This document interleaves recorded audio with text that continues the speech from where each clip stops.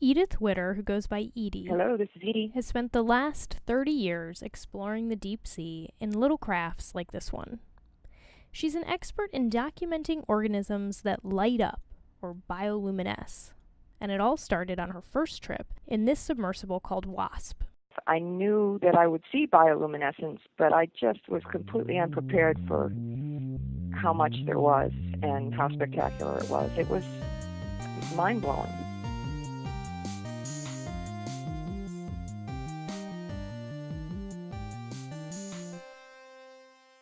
A little reminder, bioluminescence should not be confused with Phosphorescence, which it's not, or fluorescence, which it's not. Phosphorescence and fluorescence are photically stimulated light, and bioluminescence is chemically stimulated light. Okay, back to Dr. Witter's first trip. I came away from the experience feeling like this has got to be one of the most important processes in the ocean, and I couldn't understand why more people weren't studying it.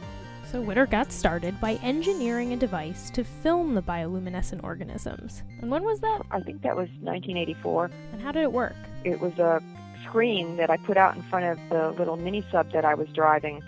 And as I went through the water, I had an intensified camera looking at the screen, so anything that bumped into the screen would be stimulated to bioluminesce. Hence the name.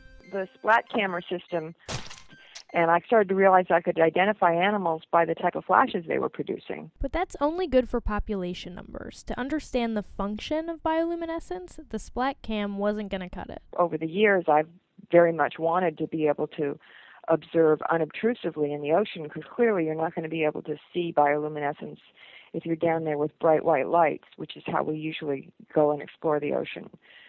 So, I developed a camera system called Eye in the Sea that uses far red light and a camera system that's sensitive to it.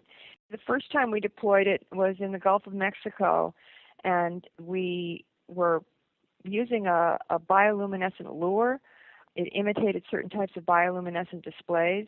Less than a minute and a half after we turned it on, we recorded a squid that was about 6 feet long and just completely new to science. While that squid wasn't bioluminescing, this clearly is. But can you guess what you're looking at? That was from a shrimp, and it's actually spewing the luminescence out of its mouth. And this fireworks display? Yeah, that was a comb jelly, and it releases those particles into the water and then swims away. So all of those particles are to blind and distract a predator while it swims away into the darkness.